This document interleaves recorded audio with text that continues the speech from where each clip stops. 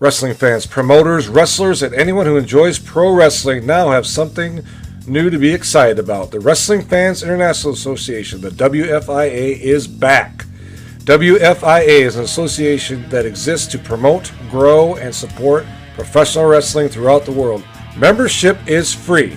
Your membership includes a free digital bi-monthly publication of the Wrestling Fan News newsletter, association updates, voting privileges, and much more. Please go to thewfia.org, that's thewfia.org, and become a member today.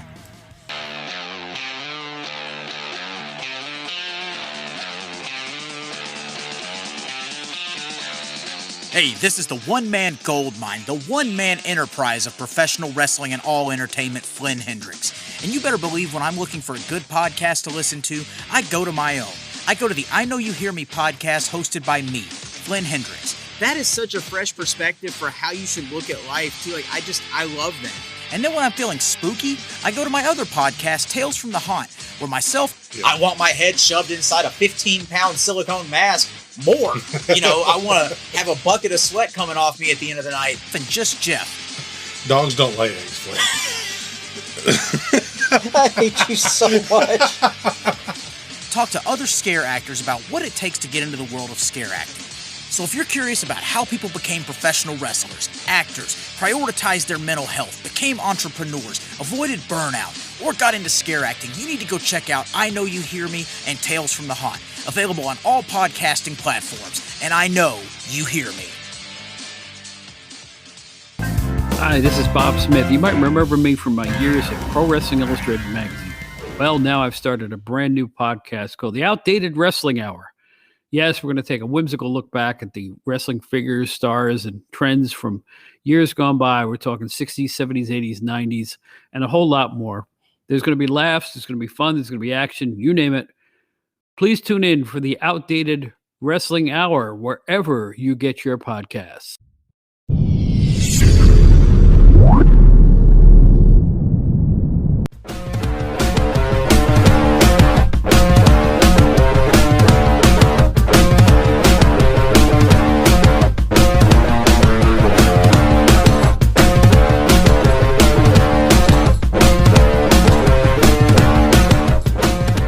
I want to welcome back to the PWZ podcast. It's first time in, well over a year. His second appearance. We got Sgt Murray here with us today. How you doing, my friend? Big Rick, how are you, sir? The professor, not Big Rick, the professor. Let me get it right. You've done this thing, brother. You've done this thing. It's good, man. It's really good. It's very cool to see it, to be at the beginning of it and to see the progression. It's been really good. I'm very, very, very happy for you, brother. This is good business. We're going on 4 years of this podcast being in existence, and it's just growing daily, and the guests are getting better and better. Yeah. I'm landing better and better guests, and we've got a bonus episode coming this week, so we're going to be doing a WrestleMania preview, me and Showtime Marcel. So I want everybody to keep an eye out for that. Should be released Thursday or Friday morning, so we'll see. I'm not gonna lie. I just watched the episode with the Demolition member, the gentleman I can't remember. Last, Carmine Lozado. Yeah, I geeked out watching it because I'm a huge Demolition fan. And being that we've gotten to wrestle in Indiana and wrestle with Bill Eadie a few times, and having the opportunity to meet him and wrestle on the same card as him and do stuff, it was really dope. But yeah, that was really cool. I watched that episode. I mean, I watched the episodes or pieces of them, but I watched that whole one just because I forgot, number one, that dude was there. Yeah.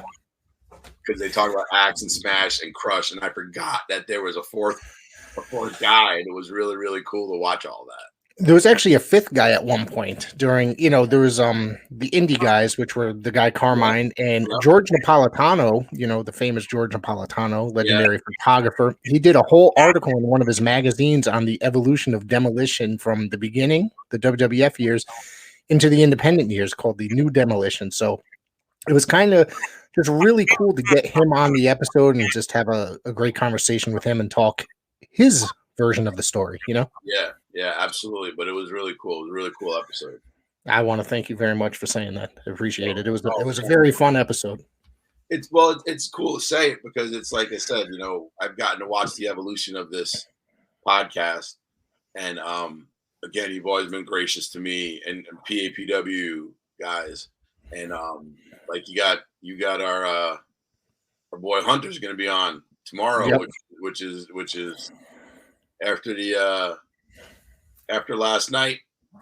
That's really cool. That was actually recorded prior to him winning the title. So some of the stories, I think that this was last minute, the title win kind of a thing. But I wish that we would have had him win the title and then have him on. I think that when we recorded that, he had just become Coliseum Pro Champion. So, Yep. So there's something cool there. And Hunter is a really good kid, and he's got a bright, bright future in the world of professional wrestling. I'll tell you that much. Mario said it last night, and this is the word I will use for Hunter. One of the words, adjectives, loyal. Yeah. Kid is loyal. And the kid wants to help the younger, newer guys learn. And when Mario can't make a class, and if I'm around, hey, Sarge, can you come unlock the door? Yep. I don't have a problem unlocking the door for him. He'll call me, hey, I'm done. Can you come lock it up? Yep. Because the kid cares about the business. He gets the bigger picture. He understands the greater good of the business, not only PAPW business, but the wrestling business. And it really, really is awesome to see him and Jake and Lorenzo and Skylar, because they were all part of that Battle Academy. It's really great to see them progress. It really, really is. And I'm very proud and very fortunate to be a part of that company right now, to be with these guys, because it really is just, it's nice to see them coming up and really making their mark around, not only in PAPW, but as you said, they're making their mark around the area. Connecticut, a little bit of Mass, some are heading to Rhode Island. So it's really cool to see that, and they get it. But loyal is the biggest word I would use for Hunter. And loyalty, as you know, with Mancini and Roma goes a long, long way. Right. So it's, but I'm very proud of him. It's very cool to see that, to see that happen, and to be able to go into the ring last night and put the belt on him when that was over it made me feel good. It really did, and I was very happy for him. Now they've been was it just over 2 years, or just about 2 years that they've been the Battle Academy as a whole have been? I think it was just shy of 2 years. Yeah. Yeah. So to see the progression, and to me, my personal opinion, when the whole Battle Academy versus Miracle Generation angle started, it was the hottest angle going in Paradise Alley. It was just something that was just amazing to watch. Was basically, you guys were doing 2 shows a month at that time. Yep. So it was just amazing to see everything unfold every other week. It was just, it was just something awesome to see. And at that point, I was still watching it. And when I say this not. Anyway, I was still watching it from afar because I was still out, not able to do anything a lot. Right. And so to watch it from afar as a fan, because we get into this business because we're a fan. Right. 90% of wrestlers get into this because they're a fan. That's how the show started. So to watch it as a fan and watch the progression, especially the Miracle Generation, being how I was part of their progression, watching Sean and Jesus, don't get hit in the head. Jay. Hey, Jesus, thank you. Don't get hit in the head when you get older. It's not a good idea. Being part of the progression of Sean and Jay, when they would come to the shows with the belts as fans and take pictures. And then I got to take a picture with them as the director when they got their first straps. That really meant a lot to me. To work with Flash, his very first match. Worked his first dark match at an alley fight. To see the progression of him And I never worked with Kai a lot because that dude's too fast. I mean, dude would blow me up, right? I'm not even gonna try and fake the funk. Even if I tried working slow, he'd still blow me up. But but to see the progression of those four was really cool to be a part of in that, So but to see these kids, this next group, to be able in there is really, really, it's been really fun to watch them. And like I said, watching them from afar as a fan has even been made it more enjoyable. And yeah, I'm very proud. I'm very proud and happy for those guys. All four of them, guys, girls, the crew. I'm very proud of them. They've been getting all over the place in the Northeast, really. Like you said, Massachusetts, Rhode Island, various places in Connecticut. Yep. And they've been getting the love from the fans everywhere they go. Yes. Yeah, and that's the key. If you can get the fans, and get over with the fans, the rest will come. Yeah. But they've also, in order to get over with the fans, you have to know your psychology. I mean, you almost got to know your psychology more than enough to know your wrestling. Psychology part is the part that, again, this is from talking to Roman, Mancini, and Perez, and Big Steve, and the other guys that I've had the opportunity to meet that were in the echelons of those four. The wrestling's easy. Movesets are easy. It's the psychology and how you get a crowd and the ups and the downs and the ebbs and the flows and when to go up and when to stay down and, when to take it to this point or that point is what you really need to do it. And they're really getting good at that. Just as same as, the Miracle Generation, Kai and those Kai and Flash. And then I always called them the Wonder Twins. Jay and Sean, because I call them the Wonder Twins. And if you look on my phone, I have them listed as the Wonder Twins. And every Father's Day and Veterans Day, I get a text from them. Every Father's Day and Veterans Day, I get a text from them two guys. That's amazing. And that means a lot to me. So, yeah. So, they're getting better and better at their psychology. And like I said, Jake going out first, that swerved all of us.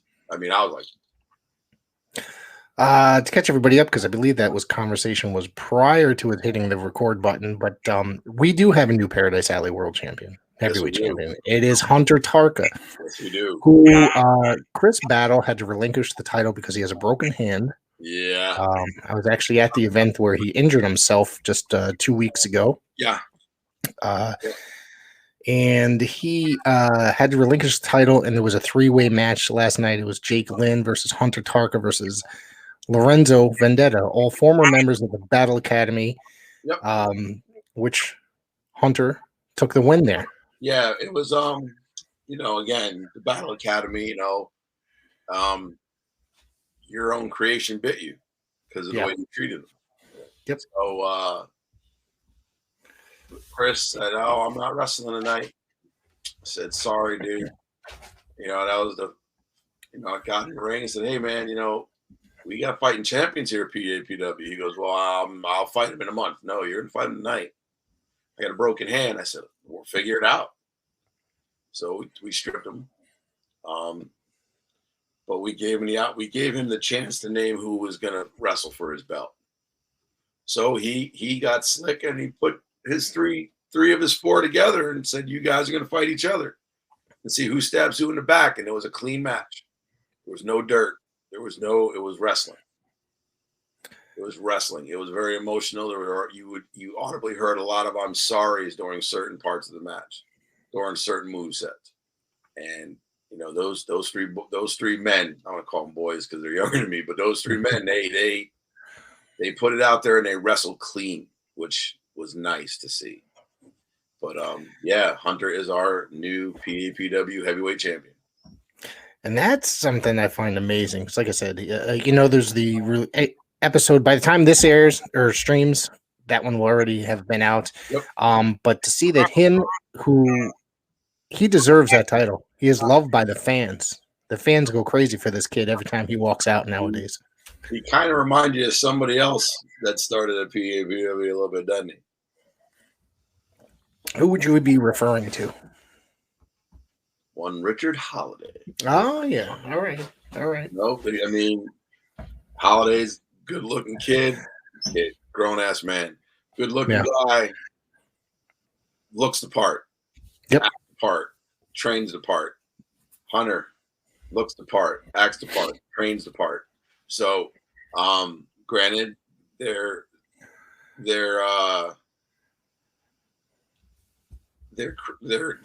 directions in how they wrestle are different between heel and baby, but yeah, I would put that little direction, that little correlation there, because boy, he's goddamn, that's a big kid right there, boy. And let me tell you something, a little bit more size on him, that's gonna be a problem in a bar fight, Jack. Let me tell you what, I mean, he's a problem in the wrestling ring, but you put another 10 pounds of muscle on him and lean up. I mean, not even lean up, just put 10 pounds of muscle on him.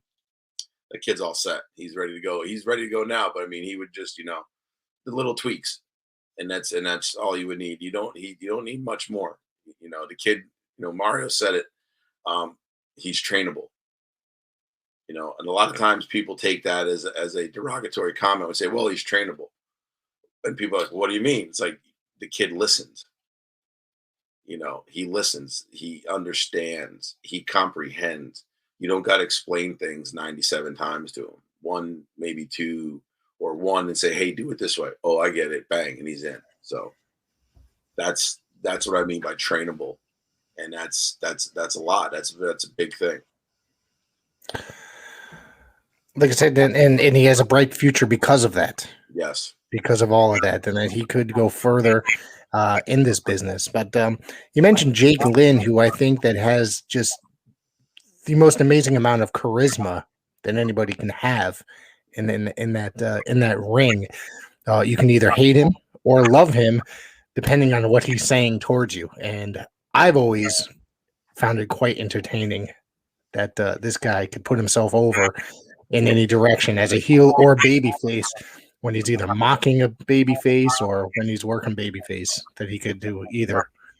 He and I love that dude. And I've had talks with him about things he's done in the ring. Was a little bit of tough love one time, but he understood it. So he got the message and corrected some things. And I'm very, very proud of that. But he was doing that. Remember he was the hey Bobby. Remember that thing he was doing? With Bobby Buffet. Yeah, he was mocking Bobby Buffet. Yes. One day he did that. And I went up to him. I said, dude, that is so. Are we allowed to cuss? 100%. Yes. This is not a censored show. Oh, okay. I said, dude, that is so fucking annoying. That's what made it funny to me, is that it was annoying. Exactly. And so every time I see him, I'm like, hey, Bobby. And he does it right back. And that's like our little thing we do. And it's just so, it's so aggravating. But it's so good, man, the way he does it. And that's what you're talking about with the charisma and putting himself over. It is. It's either you want to pull his throat out through his ass, or you want to pat him on the back and say, keep going. Keep running. Keep running it. So, yeah, Jake has really, really come a long way too. And I was really happy when they got the tag team straps, him and LV. And again, we're getting to LV. I love him because dude's just a pit bull, man. He loves fight. And and he knows he's short. He knows it. Like when they were getting ready for the match, like they do the high five and they know that he's got to jump. They know he's got to jump. It's almost reminiscent of Nash and Shawn Michaels. Diesel and Shawn. It's almost reminiscent of that. Watching him do that. And yeah. So it's very cool to watch those guys go. And yeah, I couldn't be more proud of Jake too, man, because the kid has come a long way. He's done things and fixed things, and yeah. He's definitely, like you said, come a long way from, if you look 2 years ago where he was and then where he is now, he's improved tremendously over that 2-year period. And he, and Jake, if you're listening, this is not to offend you one bit. It would be, as much as I like the kid and think that, he's comedic gold at times, it would be kind of, oh, geez, man, this is not a good spot or whatever. But he is now able to put stuff together, you know what I mean, in the ring and look 100% better. I think that he just needed time to get that. He looked like a tall guy that was just having a little trouble in the ring a little bit, but he's improved greatly. Yeah. I don't know if that came out right or not. I'm trying. I don't want it to come out right. It absolutely did. He did. He had trouble putting stuff together. But again, Roma's either going to beat it into you, and you're going to get it and leave, or Roma just stop and let you waste your money. And Jake took everything that Roma and Mancini said and made chicken salad out of chicken shit, and ran with it, and then was given the opportunities, and couldn't be more happy for him. Like you said, Lorenzo, he's got a really great look. Yeah, for a professional wrestler. He's got a great look. He's got that professional wrestling look. He's got a TV look. You know what I mean? Not to mention he's a hell of a professional wrestler on top of it. Yes, he is. He's just a natural talent.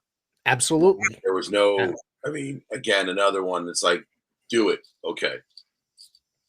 Not even, just blink your eye and it's done. I mean, so yes, he looks like a professional wrestler. He talks like a professional wrestler. He walks like a professional wrestler. So, I mean, it's very cool to see, him go through it too. And like I said, the best is when they do the high five. It's just so reminiscent of Diesel and Shawn back in the 90s. It just makes you giggle. It really does. And but I think in my opinion, I don't know if it's true. Maybe it's a little homage to them, right? To Diesel and Shawn when they do that. And if it is, that's so dope that they get that part of it, to see them do that, and they understand like we're doing it because of that.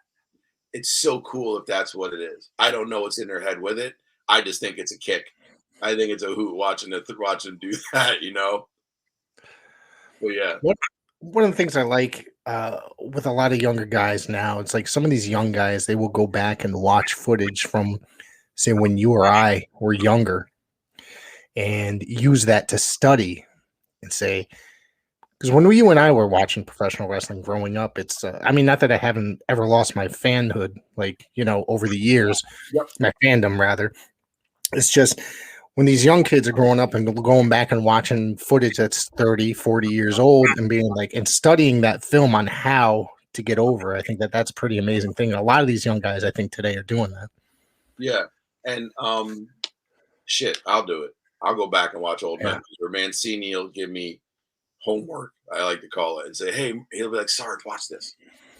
Go back and watch this match. Find it. And I'll find it and I'll watch it. And I'm like, wow, that's really something, but I'm not watching it more for the movesets than I'm watching it for the psychology, just to watch. Mm-hmm. And you're listening to even listening to Vince and Gorilla back then, and you're listening to their commentary on it is just, amazing. And then if you can even just take an iota of that and use it in your work, it's just, you're starting to understand and realize the greatness of professional wrestling.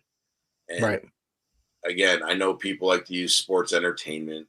No, I don't like. Sorry, I don't like that. I've literally never used that term, sports entertainment. That's strictly a WWE thing, I think. And and thank God for AEW and Tony Khan and saying, these guys are professional wrestlers. And thank God for Jericho running the gimmick of we're sports entertainers. Right. And listening to the beginning of the Jericho Appreciation Society of Jericho's entrance and listening to that Yutz, it's the tag team. With the switchblade comb and I forgot the name. The guy from the society. But the whole line is taken from, if you ever watch the old WWF tapes from the early 80s. The old entrance, Leaders in Sports Entertainment. But to hear the dude that says it, that sounds like he's from Chicago, but he's from Canada. It was the leader of sports and entertainment. To hear him say that is just so over the top funny because he's blatantly mocking the whole thing. But to hear him say it in that stupid voice it's just classic, and it's perfect, and it's spot on. And that's the part. And again, like you said, I've never lost my fandom. I mean, I've been upset at things or mad about things, but I've always been a fan. I'll never not be a fan. And that's part of, I think, like I said, 90% of dudes that are pro wrestlers are fans. Yeah. And girls. That's how you get into it. I mean, I was a fan that initially this was not supposed to be a pro wrestling podcast. It was supposed to be a radio show, a music show. But then as and I've told this story a million times on here, is my chance running into Paul Roma at a gas station on my way to work one morning. Him inviting me down to a show, and I went and I had a blast. It was my first wrestling show, probably in over 5 years or whatever. Ran into Big Daddy, who I had known for quite a few years prior to that, and it stuck with me again. It's like this whole new love just came back over me, and here I am. I said, fuck this. I'm doing a pro wrestling podcast. And I've told you a story, I think, that, I saw Roman Mancini wrestle in Scranton, Pennsylvania at the CYC when I was in high school. Okay, yeah. That, in the 80s, right? What's that? Back in the 80s? Yeah. Yep. I saw them wrestle when I was in high school at the Catholic Youth Center in Scranton.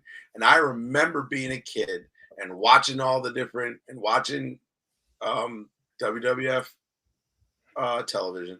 And they would do that spot of when they would be in certain areas, and they'd be like, this day we'll be here. And then you'd hear the Catholic Youth Center and you're like, yeah, we're going. And then you'd be there, and it'd be so cool. Like, I'm on TV. And it's like, no, you're not. You're just there. But still, as a kid, you're like, shit, I'm going to be on TV maybe. Right. Right. So yeah, it was definitely it's definitely a kick with those guys, and make it the best thing in the world is making Mancini laugh.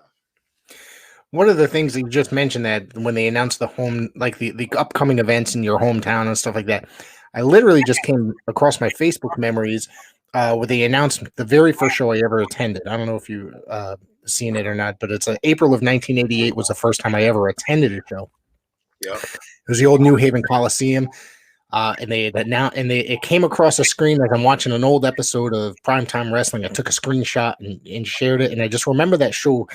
I don't remember the entire show. I just remember two matches, literally. So I remember Savage and Andre, and this is like probably this is a month after Savage had won the world title the first time. It ended in disqualification because Savage hit Andre with a chair. And then I just remember Hogan squashing Boris Zukov. And then I don't remember much else. I think the rest of it was mostly like squash matches, if I remember, because it was TV taping for Superstars. Yeah. So it's up, all those shows are up on YouTube. I found them on YouTube, the April 1988 TV tapings. I was a fan for like 5 years before that, but didn't attend a show for like almost 5 years. Yep.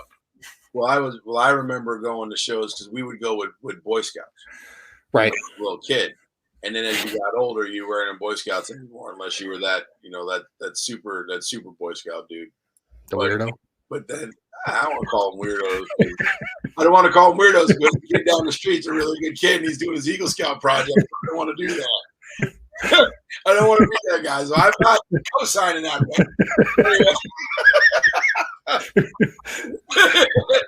But we would go and we would go to the shows as kids, and back then it was still cool to like wrestling. It was still real. Yeah. Not to go on that whole Israel to me damage viral clip that they always use. But I'm just going to say, to me, wrestling is real in a way because we've seen people die in ring. Yep. Okay. We've seen people get injured and carried out of the ring. So there is a certain realism in that. And I think it's more real than it is. It just so happens that it's scripted. The outcome is scripted. So don't give me any of this, don't give me any of this. It's fake crap.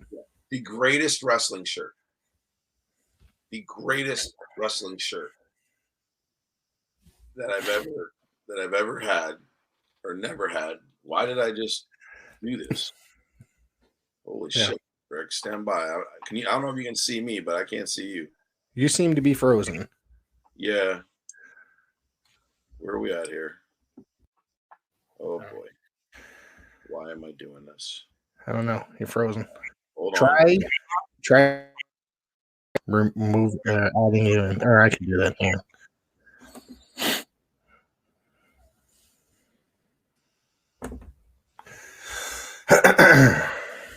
Does that work?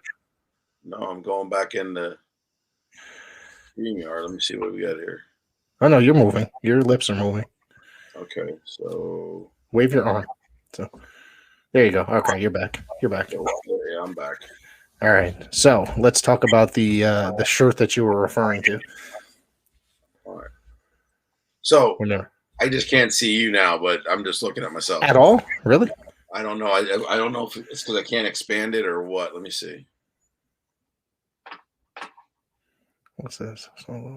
Enter studio. Let me enter studio. Let's do this. Yeah. Oh wait. Hey, there we go. Hang on. Go. Hang on. Wow.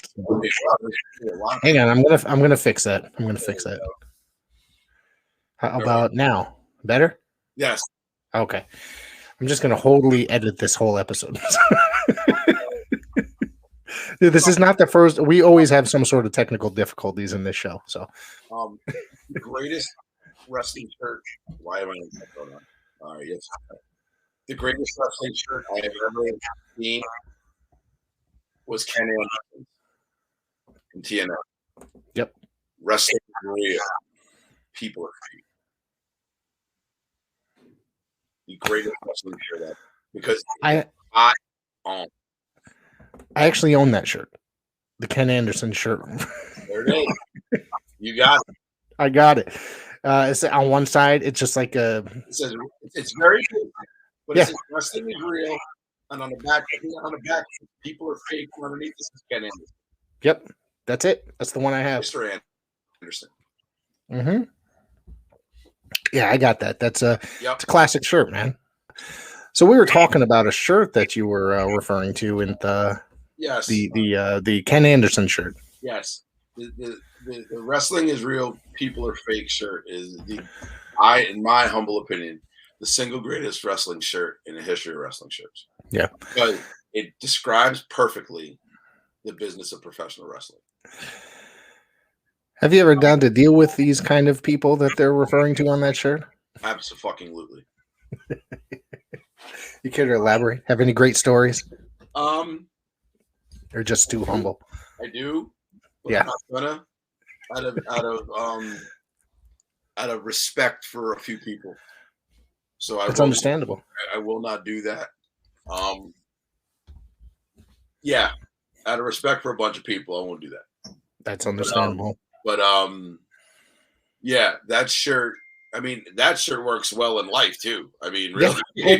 I mean, absolutely. Yes. That shirt is a living, breathing life lesson, and so I wholeheartedly love that shirt. And now that you said that, I'm going to ProWrestlingTees.com and I'm going to buy it. And I'm going to wear it all the time because I firmly believe in that shirt 1,000%. And if Ken Anderson doesn't know this, he's a fucking prophet. Anyway. And I hope you hear this.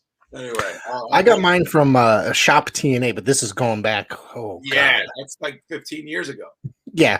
So, I mean, and I still have my original shirt, and it still fits me because, you know, I'm a fat ass and it hasn't shrunk. So, you know, I'm working on that. I know. I'll help you, brother. I told you, man. I need the help. I'm on your side, kid. Like we were talking prior to hitting the record button. You love to cook and drink, and that's exactly what that's my weekend. You know what I mean? Cooking and drinking. I will put myself. You wanted to know if I want to talk about me or the guys. The one thing I will put myself over on, and because I've had people do it for me, but I can say it. I make a mean ass brisket. I have no problems doing that. My big ass will cook a brisket like nobody's business. When's the next brisket? I'm coming over. It's probably going to be soon, and I will make sure that you are on the receiving list. Brisket is one of those international foods you can cook in winter, spring, summer, fall. Does not matter. 100%. Yeah. The only downside is that brisket is expensive now because of Yep. this bag of oatmeal that's in the White House that says there's no inflation. Yeah. No politics. No politics. Politics. But yeah, I do. We had a thing at work, and because we have a QWL Quality of Life Fund, and I said, look, I'll cook a brisket, but I mean, meat's expensive. This was back in August. It was Labor Day. Yeah. Like, no problem. So we took up a collection, and then they gave me the rest of the money. So it was about $140. Yeah. For a good sized brisket. And shout out to Shoreline Prime, those guys in Brantford. They take care of me. I think I had stock in the place, how much money I spend there. And it's a good old school butcher place, which is awesome. And the guys there are great. And they took care of me, gave me a nice brisket, and we put it on I have a Weber kettle, no elaborate smoker, Weber kettle with charcoal and lumps of apple wood in it. And I got a rub that I use, and I got a spritz that I put on it with its Jack Daniels apple cider and apple cider vinegar, and just let it run. And it ran for about 12 hours. Wow. 13 hours. And I do the whole pink butcher paper thing and put it on, but then put it back on, and then stick it in a cooler to transport it, and it's still cooking in there, and it just fell apart. It was a good day. It was a very good day at work. Let's put it that way. So yeah. But now that I know, I will. Duly noted, sir. Duly noted. I just made a gigantic pork loin for dinner tonight, and cooked it for about 3 hours, and I seasoned it myself. I come up with I guess creations, as you could say, something I know that's going to complement the fatty parts of the meat, that's going to make it blend well with the fat and drip through it. And it came out very tender and very flavorful, so it was amazing. I'm a big fan of cooking. Yeah, my wife always, when I got my concussion, I was out, and of course the concussion was related to work, and the heart thing was related to work. There was a time I didn't know if I could go back to work after my heart thing, if they'd let me go back to work. Right. And, one of the ideas that my wife floated by me, and a very, very good friend of mine who's like a brother, he says, why don't you buy a food truck?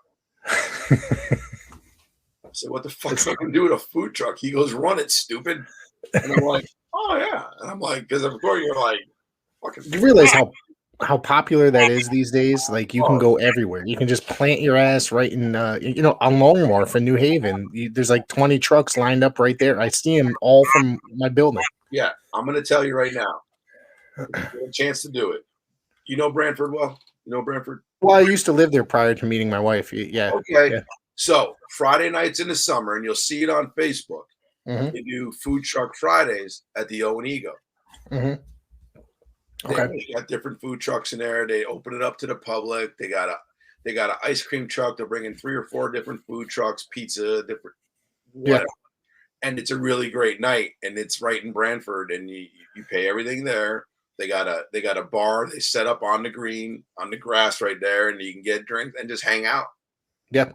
And it's a really good time. So I mean, if you ever wanted to do something like that, that's a really good time. I don't want to say it's expensive. It's just what the prices of things are. You go to a food truck, you're expected to pay a certain amount, so you got to come prepared, basically. Yes. Like you're going to an event. Yeah, but they usually have a pizza truck there, right off the rip.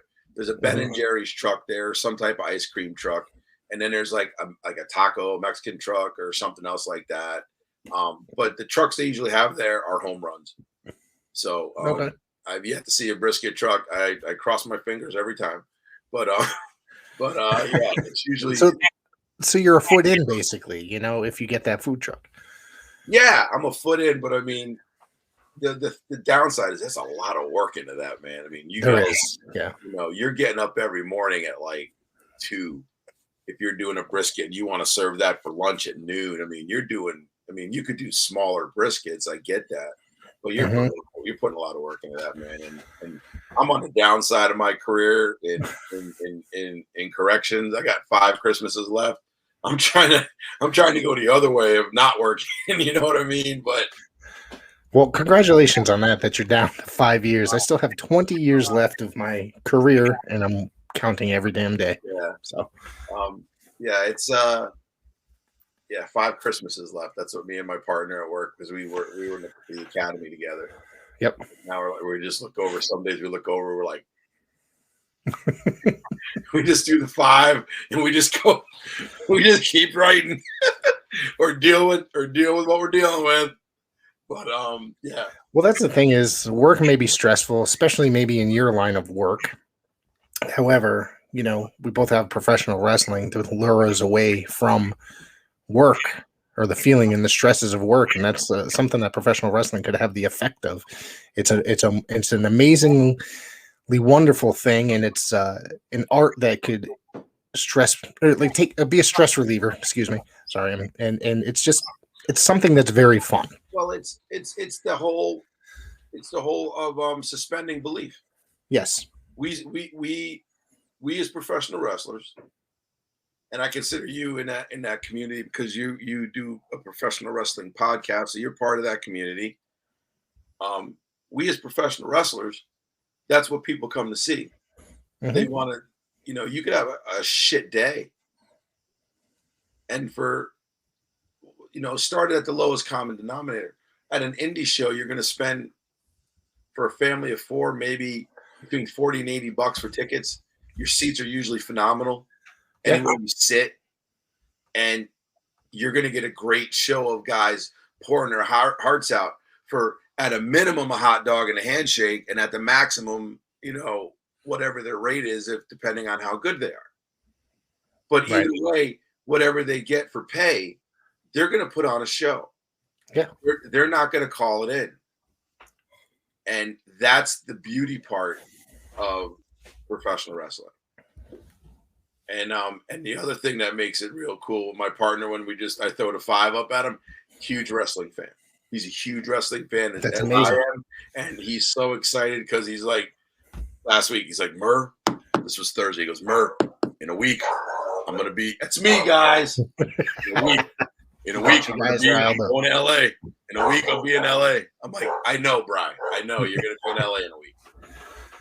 But yeah, he's like, and so I know when I go to work Monday, he's gonna look at me, I'll be like, but next year it's in Philly. Really, it is, right? Yeah, and he's like, dude, I'm like, I'm going. I'm already in. Let's book it now. Book the Airbnb. We're going to Philly. Let's go. Let's do it. And again, like we've talked before, my wife, who was not a wrestling fan, mine either, is now. Yeah. When I said, Cher, he's in Philly next year, I'm going with the guys. She goes, what am I doing? I'm like, you want to go? It's like guys trip, but okay. I've tried to get my wife. Will she go? I don't know, but I mean, I've tried to get my wife to come to many Paradise Alley events with me, and she's like, no. I'm like, you sure? I was like, it's not dangerous, and you're going to meet a lot of wonderful people. Yeah. She's like, no. However, she wants to go. I'm going to the New England Hall of Fame and the New England Fan Fest this year. She's like, well, why don't I go with you? We can make it a weekend away. Okay. I'm going to be there too. I'm going to be helping out Jamie. Okay. Joe, excuse me. I told Joe if he needs me to do anything, I said I'm more than happy to go up. And again, I got put in contact with them because I went up the year that Big Daddy got inducted. Roma got inducted the year before. And so with that being said, now Joe knows me. I've seen Joe at a few events. Like he was at the big event the one year when Roma and Holiday wrestled. Yep. And then I saw him at the first New England Wrestling Extreme show. Okay. I was on that show and I won the Battle Royal. So I met him. I saw him there too. So Joe Bruin's good guy, sweetheart of a guy. Great guy. Make sure while you're there and anybody that's listening to stop by the PWZ table because we'll be there representing the podcast. So. All right, here's my question, and maybe I should know this and I don't. Do you have shirts? Do you have merch? I do. There is a store online. If you give me your shirt size, I'll order one for you and then send it to you or give it to you. See, here's the other thing too, and this is what I do, and I always say this. I don't want you to give me a shirt. I want to buy a shirt because I'm a huge fan of supporting my friends. Well, I appreciate that. Case in point, and I'll put her over because I love her to death. Sgt Murray. She had shirts one day, and she goes, "Here, Sarge." I'm like, "Okay, how much are you?" She goes, "No, Sarge." I'm like, "No. You pay for your friend's shit.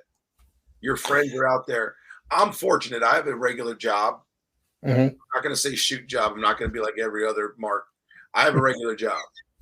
Okay, I hate when people, I got my shoot job. Okay, dude, stop. Stop. I get it. We know you're a wrestler. Just be humble. So my regular job, and again, we've talked. I'm really a corrections officer, which the first incarnation of Sgt Murray was the corrector. So I'm fortunate. I can pay for shirts and get shirts made and merch made, and it's not coming out of my pay from a show or 5 shows or 8 shows, whatever it takes me to get that money together to get merch. I'm very fortunate in that, and I count my blessings for it every day. So my friends who are wrestlers who might not have a job like mine, or a well-paying job. I don't want to say a job like mine. They might not have a well-paying job. Buy their shit. Buy your friend's shit. If you care about them, buy their shit. And it's like Omar, HVO. Love that dude. He's got one of the greatest lines too. Wash your gear. I love that he's been posting that a lot lately because you know why? It makes sense. You don't wash your gear.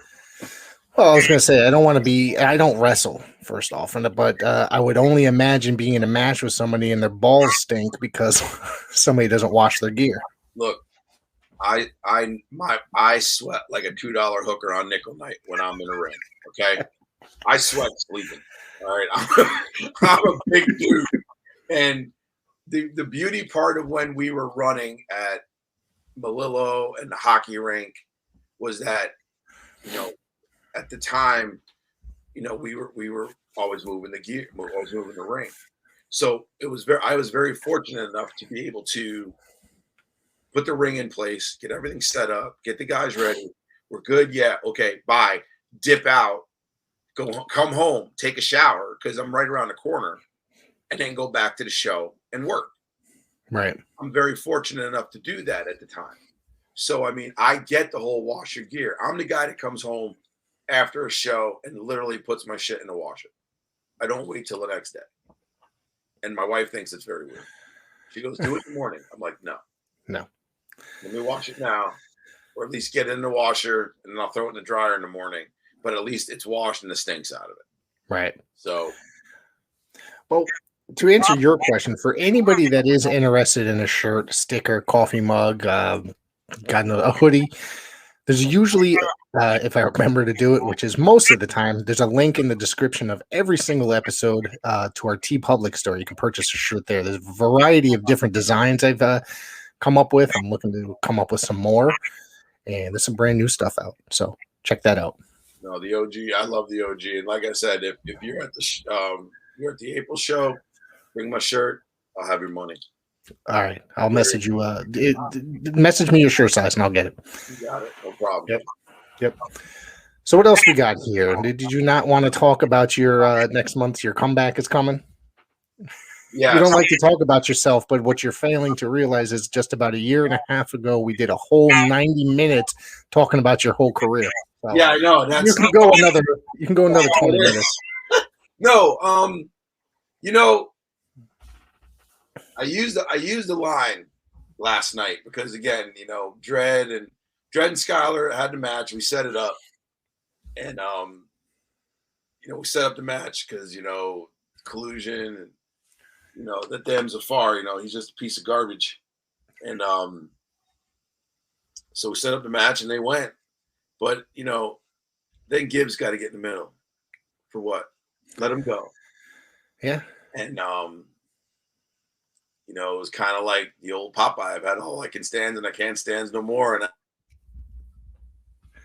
And there and it's we got history. And Yep. And so we I didn't want to, but you can only take so much. And as somebody that knows those three, and Gibbs, who that was my little brother in wrestling. Okay, you want to fight, you want to make it fair, I'll make it fair. And to quote a very famous man, Baba Yaga. People keep asking me if I'm back. I think I'm back. So April 22nd, mark it on your calendars, kids. I've been waiting a minute, making sure I could do it. We're going to go. Me, Dread, and Skylar Gray against the Pyramids and Gibbs. Well, I will do my best to make it out to that show.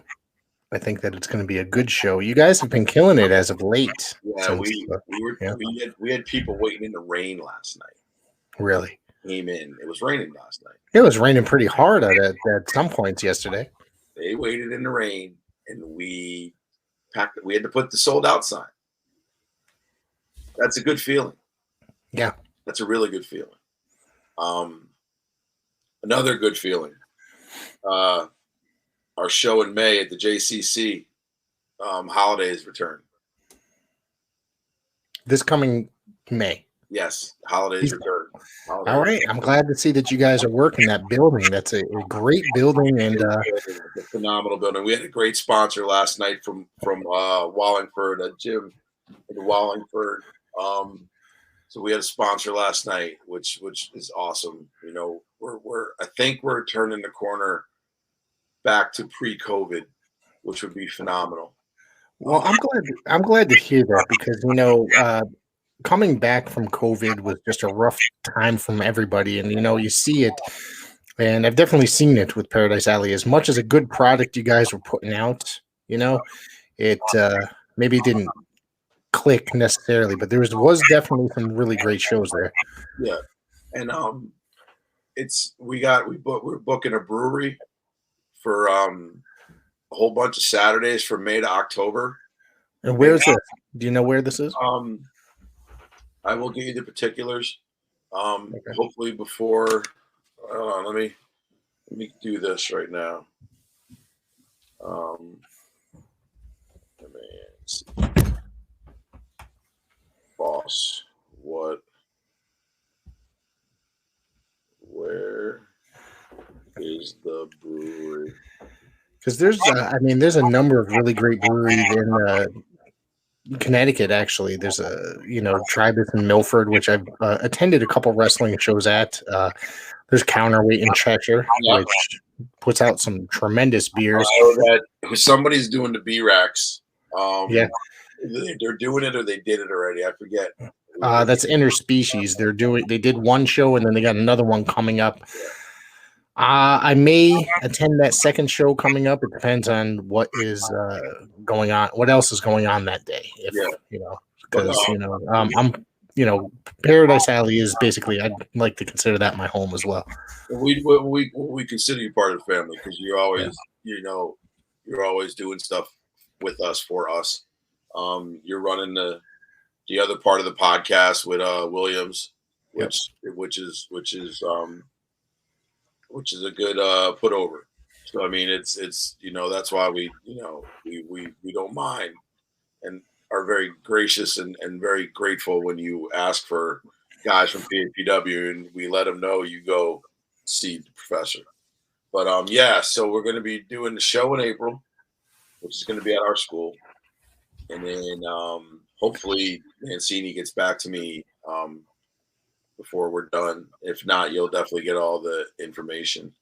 But We're going to be going back to the JCC in May for a holiday show, which is awesome. It's phenomenal. I literally grew up down the road from that building in Woodbridge, Connecticut. I lived Bradley Road in New Haven. You just go to the end of it. There's Route 68, and then boom, there's that building. Yep. I could have walked there as a kid. So, Yeah. Well, except for going up that damn big hill to enter the building, you know. So, Oh man, live a piece. But but I love going to see you guys there, man, because it's such a great building just for in that room. I played Scrabble tournaments in that were sponsored by my work, that were a part of my work. And it's just a phenomenal building. Once you guys put that ring in there, and I went to the first show that I ever attended for you guys there, I was like, this is a perfect place for professional wrestling to happen. I never thought of that growing up as a kid in that area. Yeah, it really is a nice room, and I unfortunately never got to work it. Maybe I will at some point, depending on the run.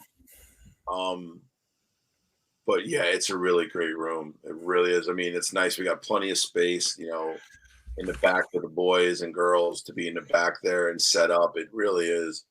It's really, really cool. So I hope we're there a lot. I hope I get to work in that room. I think it would really be cool to work that room one time or two times and have fun with it. Oh, it's the boss. Told you not to. Hello. I love the boss. I can see. So let's talk about you. You have been out of the, I guess I wouldn't say that you're out of the business, but out of the ring for quite some time because of a health issue. Yep. You did come back last year, was it, for a brief match? Yeah. Came back. We did the Wild Wild West show at the Cadillac Ranch. Yep. That was fun. It also showed me what my body was able to endure at that point. And that was, I thought I was done. Like Mario wanted to pay me. I didn't even take the payday. I said, pay the boys. But I don't know. I think I went to my cardiologist right after that. And I just threw it out there. I said, what can I do? And my cardiologist, Mark Grubman, phenomenal guy. He's like, you run a marathon, I don't care. He goes, you're going to be fine. He goes, just, you can't get hit there. All right. So then, the wheel starts spinning a little bit, and what can you do? And, I was already doing 75 hard. So my body was already in motion. And that match, you were there, you saw it. We didn't work long. A lot of the matches in the for the first part of the show did not go that long. But but I felt good. I didn't feel too gassed. I wasn't doing 50-minute Ironman match, but for the amount of time I went, I felt good. So like maybe, maybe. And that was also your first match in probably 2 years, maybe a year and a half, maybe. Well, that was 22. Yeah. I'm trying to remember the last time I saw you prior to that. 19. So it was 2 years. Yeah. 19, and it was at the annex. Yeah, at the annex, and I was in that triple threat, and that's when I was catching little dudes and using them as battering rams. But yeah, that was the last time I worked, was at the annex in 19, right before COVID. Yep. It was actually, I think, when COVID was just starting, if I remember correctly, because it was like I went to the last. Fall of 19 was the last time I worked. Okay. I had just gotten cleared from my concussion. Okay. So, yeah, and then I was back into the groove and working out and doing everything, and then COVID hit and everything shut down, and then I got it, and then everything just went sideways. So yeah, that was it was 3 years, and now we're working on, it's going to be under a year. We're coming back, and I'm excited. I am too. I'm very excited to see you back in the ring. It's you never want to see somebody that has so much passion and so much love for the business be forced out because of a health issue or an injury of some sort. Well, I didn't get to finish the way I wanted to. Right. And like when we talked the last time, I wanted to stop at 54, 53, you know, and be done. I was going to go out my way, and I was going to finish and then just strictly be whatever Roman needed me to be, director of operations, just helping with the guys, driving the truck. I didn't care. But once I got cleared, and, my doctor had no hesitations, I was like, maybe go on a run, and I'm not talking, work every show and every indies every weekend, Friday, Saturday, Sunday. Right. I'm talking working for my company. Right. And I say my company with that passion, because PAPW is my company. That's my home. I'll work for other places, but if I have a show with PAPW and you want me to work for you, I'm not going to do it, because that's I'm loyal. I'm like a beat up dog loyal. I'm still going to come back. And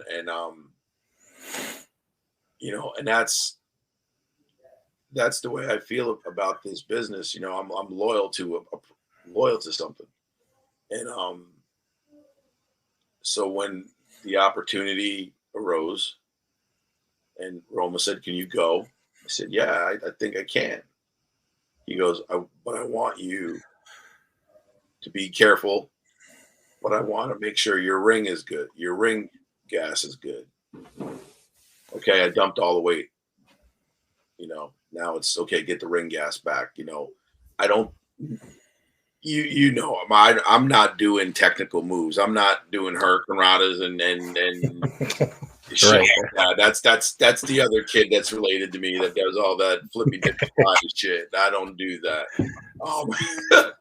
But yeah, and again, you got to work with a good dance partner. Yes. And I love working with the Pyramids. I love working with Gibbs.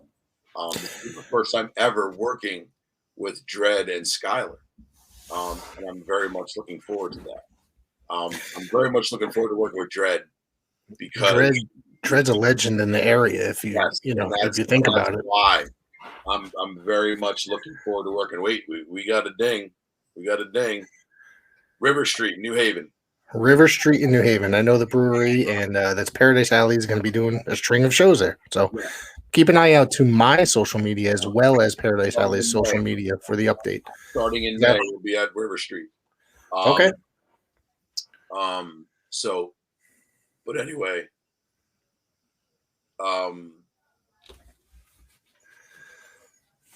once you have that passion for this, you're hooked in. I mean, and unless the business turns you bitter, which you see a lot. You've seen it, a lot of guys that just don't want anything to do with the sport of professional wrestling anymore. I've reached out to so many people for interviews, and some guys will politely decline. Other guys will just leave, like no sell you, basically, And it's I would like the polite decline, and if you don't want to come on the show, and I get it though if you don't want to. And that's the other thing too. You don't want to. If there was a point I did get bitter, and there was a point I got mad about the business, about Paradise Alley, about everything, and I'd have a sit down and a long talk with myself and understand why I was mad about things I was mad about. Right. And a lot of that was because of my body, because of what happened to me. And I couldn't put it on PAPW. Because, again, they can't work somebody or have somebody work, and then you have a horrific accident. And that was the biggest thing. And like I said, it was me having to have a long sit down with myself and a lot of reflection and looking inward. And Yeah. And then once I did that and said, "Oh, it's you, you asshole." Okay, your body kind of had a thing.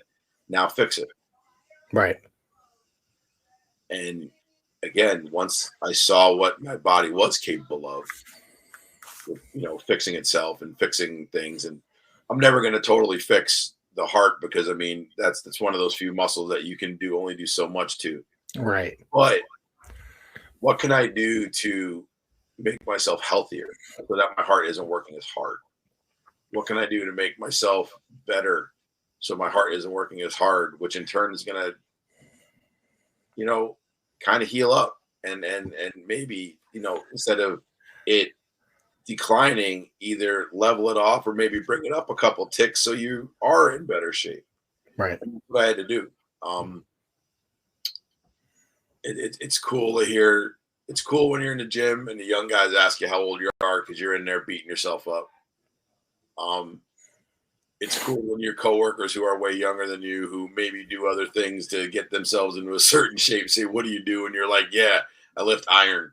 It's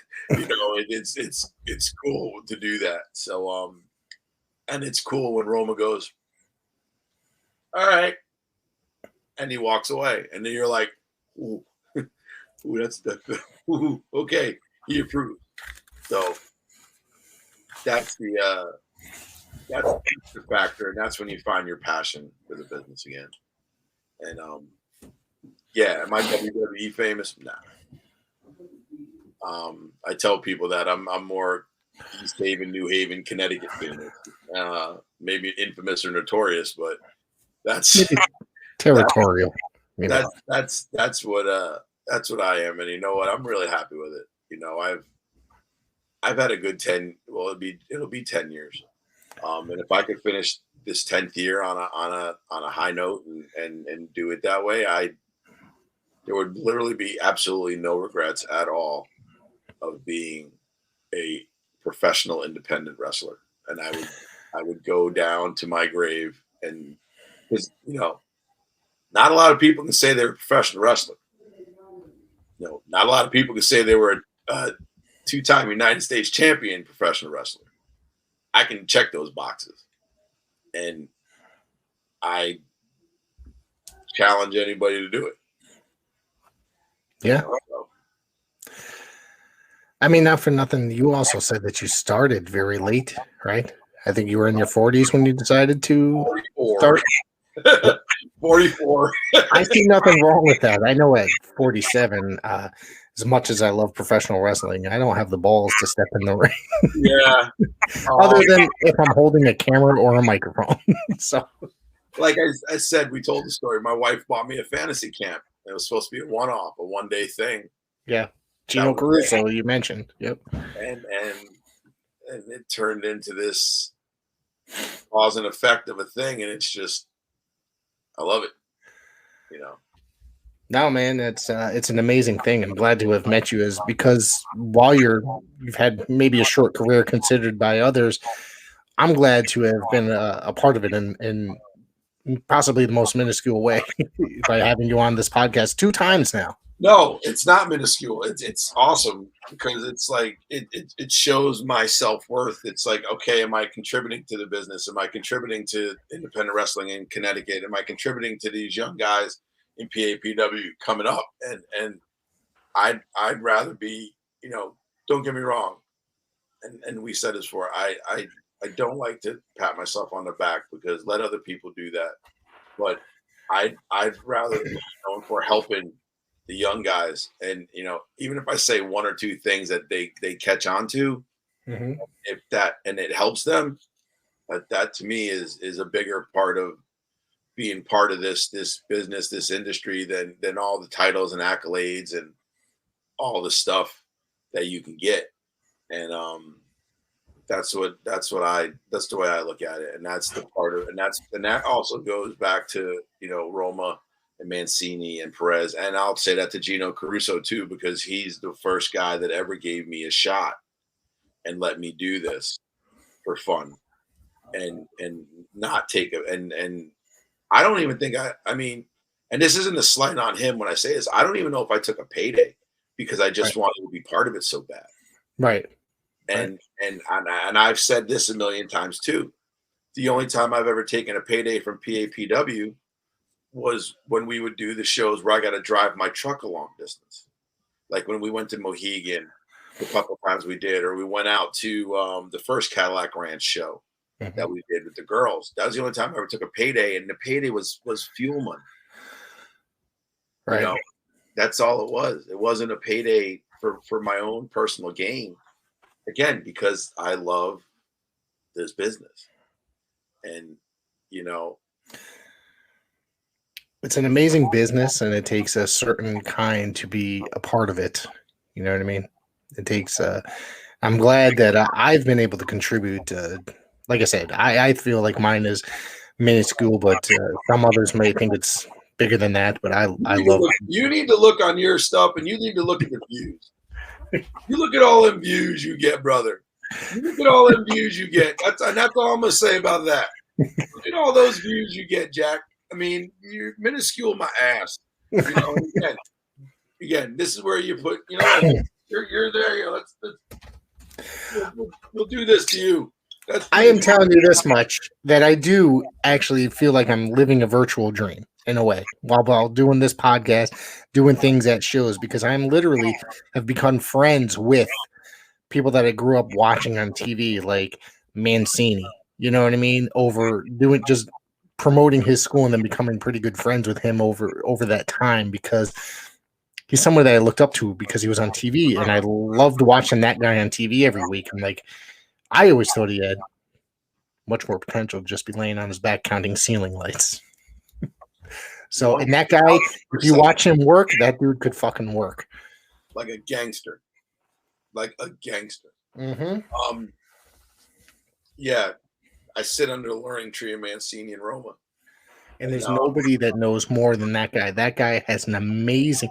He worked with the best for the better part of 8 years, 9 years, or whatever his time was in there. The greatest, the best of the best. The greatest line he uses is back in '86 or back in '87. Every story starts like that, and it's the greatest ever. The greatest thing to do, though, with Mancini, the absolute greatest thing to do with Mancini is to pop him. And I popped him last night, and somebody had to call me and say, "Hey, you need to go back and watch the footage of Fogman because you popped Mancini." I said, "I didn't hear it." He goes, "You didn't?" So I go back and watch when I made the announcement in ring, and you know I was cutting a promo on the pyramids, and I said,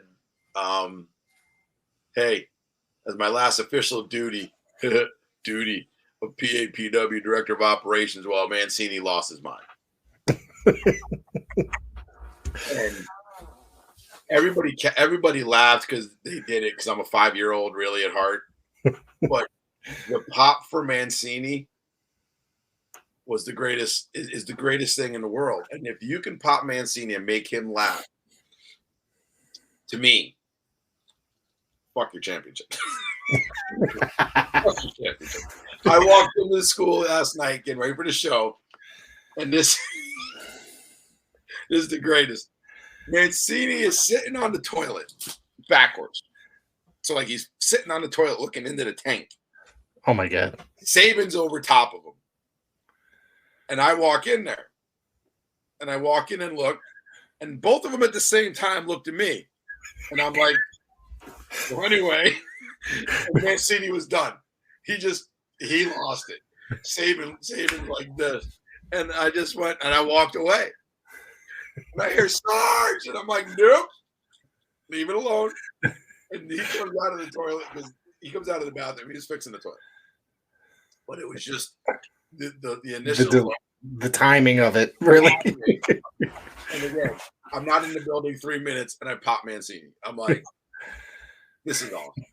And he was like, Sarge, come back. I'm like, no, I'm not. No, I'm not coming back. So yeah. I have a better time popping Mancini than I mean, don't get me wrong, winning championships is the greatest thing in the world. if you ever have the chance to do it.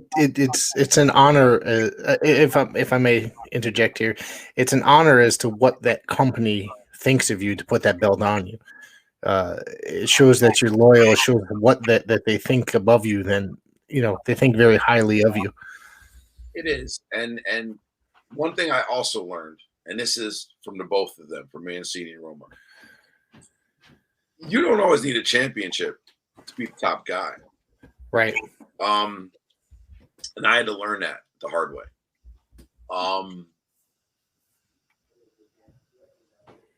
The saying is that the belt doesn't make the man makes the belt. Yes. And I had to think long. I had to learn that. And I don't care if I never win another belt again. Mm-hmm. Because the main objective in professional wrestling is to engage the crowd, is to suspend disbelief, is to make those people in the front row feel as special, make those people in the back row feel as special in the front row, is to make a kid happy, make an adult happy. And to me, yeah, having a belt's great. Would I love another run at the U.S. shot? I would love it. I'd absolutely love it. Is that my end game goal? Not at all. My end game goal is to have a really great time, however long this run goes for. How long this run goes for, I don't know. But as of right now, as of last night, the director of operations has been put on hold.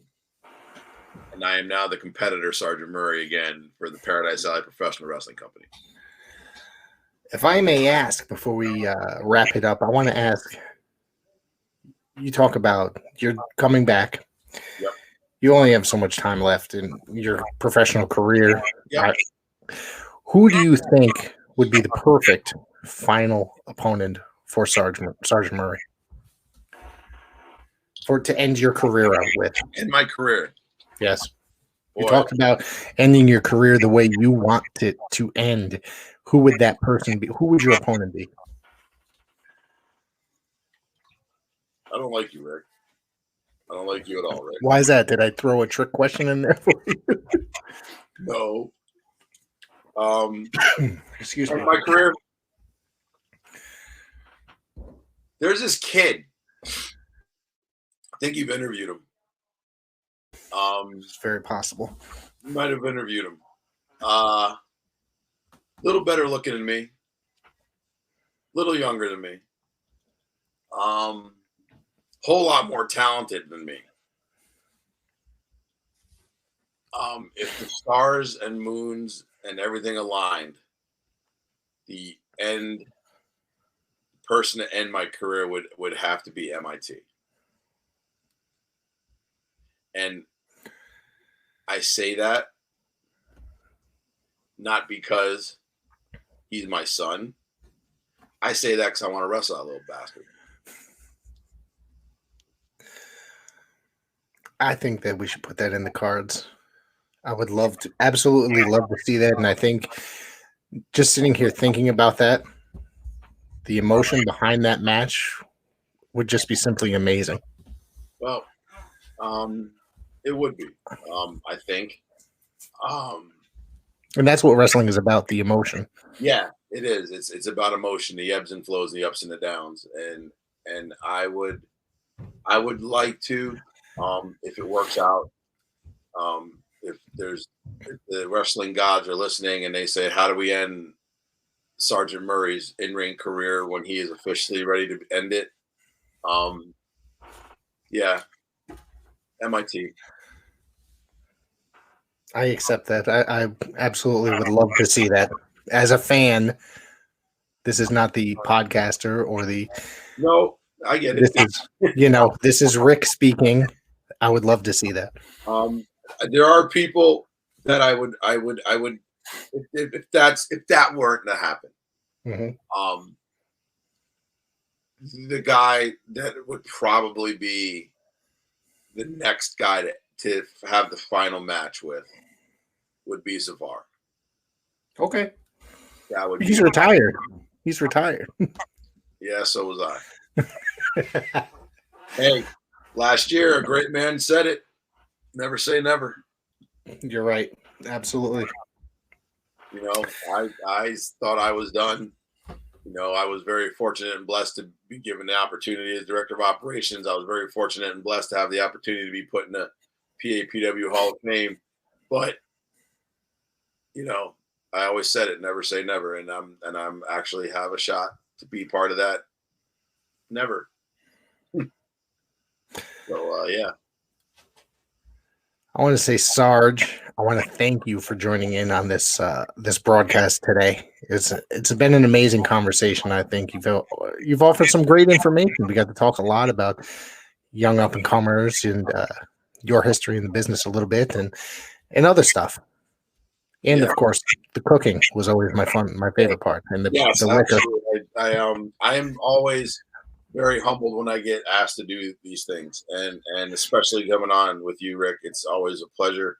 Because again, you know, full disclosure, folks, and because that's what people like to hear those words. I do talk to Rick outside of the professional wrestling business. We do talk. I do consider him a friend. So this to be able to come on here and do this is to me very humbling, and it means a lot to me that my little bit of contribution to this business is noticed, and that makes me feel better than, like I said, winning championships or anything. That makes me feel good. So thank you, sir. I appreciate it. You're more than welcome, and you are always welcome to come back, whether it's to talk about what's going on in your career or if you just like to join in and talk random wrestling of the week. Yep, I anytime, brother. You call me, and again, 2XL. Bring the shirt. Buy Rick's merch. Don't be a bum and ask for it. Go to his store. Support the man because he loves supporting independent professional wrestling, and that's what this is all about right here, Daddy.